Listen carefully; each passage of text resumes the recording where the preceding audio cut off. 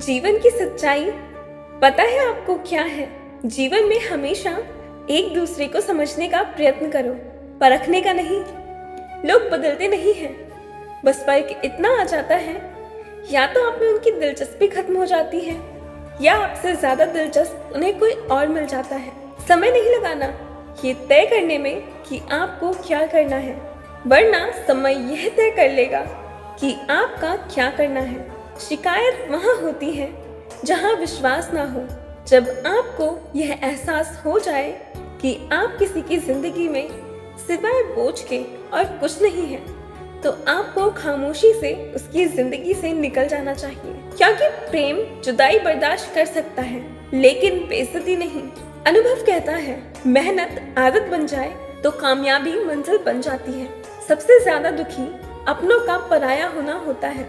अपने आप को तैयार करो और हर किसी की बात को अपने ऊपर लेना बंद करो। छोटी सोच वाले लोग खुद भी आगे नहीं बढ़ते और साथ वालों को भी आगे नहीं बढ़ने देते। अमीरी दिल की हो तो लोग साइकिल पर भी खुशियां मनाते हैं, नहीं तो कारों से भी लोगों को रोता देखा है। अक्सर लोगों को प्यार से नफरत इसलिए हो जाती है जब कोई बहुत ही ज्यादा प्यार करके धोखा देता है।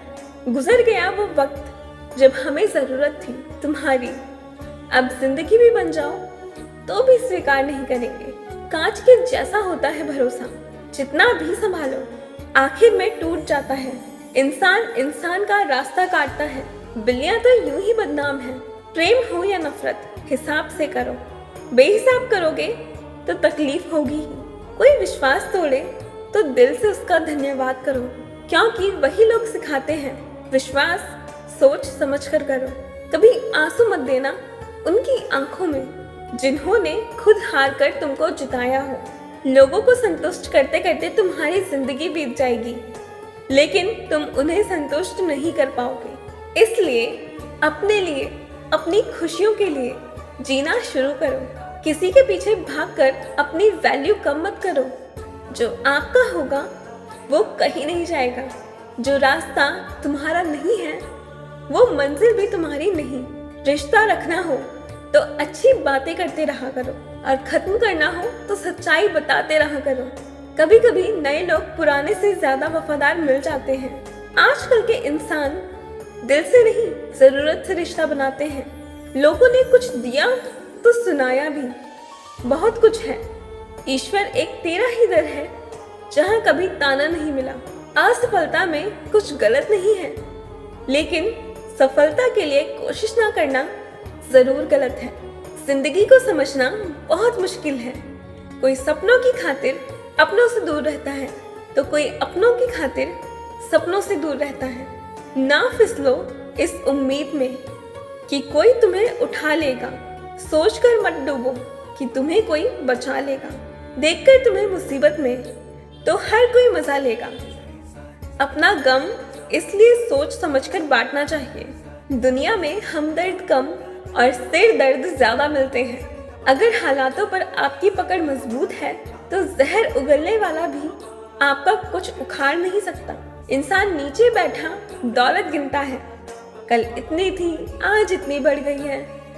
ऊपर वाला हंसता है और इंसान की सांसें गिनता है, कल इतनी थी और आज इतनी हो गई है। रिप्लाई ना मिलने पर भी अगर आप मैसेज कर रहे हैं तो समझ लीजिए कि आपकी बुद्धि भ्रष्ट हो चुकी है।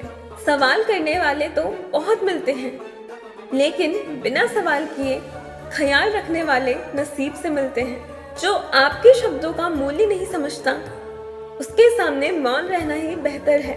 जो दिल से उतर गए फिर क्या फर्क पड़ता है कि किधर गए। कोई भी सफर कभी खत्म नहीं होता, या तो रास्ता बदल जाता है या फिर वास्ता ही खत्म हो जाता है। दोस्तों, आज मैं आपको आचार्य चाणक्य के द्वारा दिए गए 5 उपदेशों के बारे में बताऊंगी, जिससे आपकी जिंदगी और भी आसान हो जाएगी और आपके मन में चल रहे सारे सवालों के उत्तर मिल जाएंगे। चाणक्य कहते हैं, लोग क्या कहेंगे इस बारे में विचार करके ही कार्य करने चाहिए। यह गीता का भी सबसे क्रांतिकारी संदेश है, क्योंकि आजकल के मोटिवेशनल स्पीकर कहते हैं कि लोग क्या कहेंगे इसकी परवाह मत करो। लोगों का तो काम है कहना, लेकिन जो दुनिया के सबसे बड़े मोटिवेशनल स्पीकर हैं, यानी कि श्री कृष्ण, जब महाभारत में अर्जुन कहते हैं, माधव ये सब मेरे चाचा ताऊ हैं, मेरे गुरु हैं, मैं इनको नहीं मार सकता, मैं युद्ध नहीं करूंगा। तब श्री कृष्ण कहते हैं, हे पार्थ, मन की इस दुर्बलता को त्याग दो, नपुंसकता को प्राप्त मत हो, गांडीव उठाओ और युद्ध करो। अगर तुम इस युद्ध भूमि में आकर युद्ध नहीं लड़ोगे तो लोग तुम्हें युगों युगों तक कायर और डरपोक कहेंगे। तो श्री कृष्ण यहाँ अर्जुन से कह रहे हैं कि अगर युद्ध नहीं करोगे तो दुनिया तुम्हें कायर कहेगी। इससे आप खुद समझ सकते हैं कि लोग क्या कहेंगे। इस बात की परवाह करनी चाहिए, क्योंकि अगर किसी को लोगों के गलत कहने का भय नहीं रहेगा तो वो गलत और अनैतिक काम करने से पहले सोचेंगे भी नहीं। तो एक दो लोग आपको कुछ उल्टा सीधा कहते हैं तो उसको मत सुनो, लेकिन सभी लोग आपको गलत बोलते हैं तो ये मत कहो कि लोगों का काम है कहना। अपने अंदर झांको और देखो कि आप कहाँ पर गलती कर रहे हैं। चाणक्य दूसरी बात कहते हैं, इंसानियत के सिवा दुनिया में कुछ भी नहीं रहता। इंसान जब पैदा होता है तब वो निवस्त्र आता है, और जब वो मरता है तब उसको ऐसे ही जला दिया जाता है, उसके साथ में कुछ भी नहीं आता। जिंदगी में आपको जो कुछ भी यहाँ आने पर मिला है वह आपके आने से पहले किसी और का था, और जब आप यहाँ से चले जाओगे तो यह किसी और का हो जाएगा। जो कुछ भी आपके पास है, जो नाम आज आपके पास है और जिस पोजीशन पर आज आप हैं, उस पोजीशन पर आपसे पहले यहाँ कोई और था। आज भले ही आप हो, लेकिन कल कोई और आपसे छीन लेगा। लेकिन दोस्तों, यही सृष्टि का नियम है और ये भगवत गीता की सबसे बड़ी सीख है जो हर एक आदमी को समझनी चाहिए। तो अगर बदलाव ही इस दुनिया का नियम है तो ऐसी कौन सी चीज है जो हमेशा रहती है? कोई ऐसी चीज जरूर होगी जो हमारे मरने के बाद इस दुनिया में रहेगी। वो चीज है इंसानियत। सबसे पहले आप एक अच्छे इंसान बनिए। हर एक मनुष्य उस परमात्मा का अंश है और हम सीधे तौर पर उस परमात्मा से जुड़े हुए हैं। दोस्तों, हमारी आत्मा कभी गलत नहीं हो सकती, पर हम शरीर के सुखों के लिए गलत कर्मों को करने से पीछे नहीं हटते और उनका नतीजा भी गलत होता है।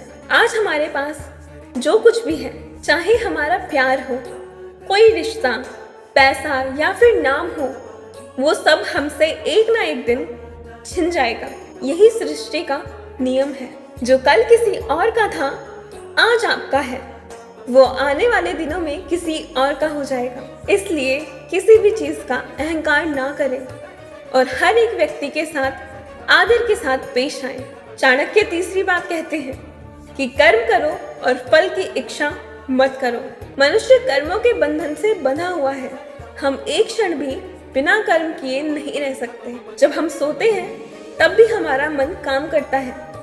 मनुष्य कभी कर्म किए बिना नहीं रह सकता। लेकिन अगर जीवन में तरक्की करनी है तो मनुष्य को निष्काम भावना के साथ अपना कर्म करते रहना चाहिए। फल की इच्छा मत करो। जब कोई काम करते हैं तो हमेशा इस भावना के साथ करते हैं कि इस कार्य को करने से भविष्य में मुझको कुछ लाभ मिलेगा या नहीं। लेकिन श्री कृष्ण कहते हैं, फल की इच्छा रखने में इंसान में कामुकता बढ़ती है और वह इंद्रियों के अधीन हो जाता है। इसलिए हमें कर्म योग के सिद्धांत का अनुसरण करना चाहिए। कर्म योग यानी बिना फल की इच्छा किए कर्म करना। बिना इच्छा के कर्म करने का एक फायदा यह भी होता है कि आप काम पर ज्यादा ध्यान दे पाते हैं। चाणक्य चौथी बात बताते हैं, लड़ाई से डरने वाले मिट जाते हैं। जिंदगी एक उत्सव है, संघर्ष नहीं। यदि आप अपनी जिंदगी को संघर्ष समझते हैं तो निश्चय ही वह संघर्षमय होने वाली है। हालांकि जीवन के कुछ मोर्चों पर व्यक्ति को लड़ने के लिए हमेशा तैयार रहना चाहिए। जो व्यक्ति लड़ना नहीं जानता, युद्ध उस पर थोपा जाएगा।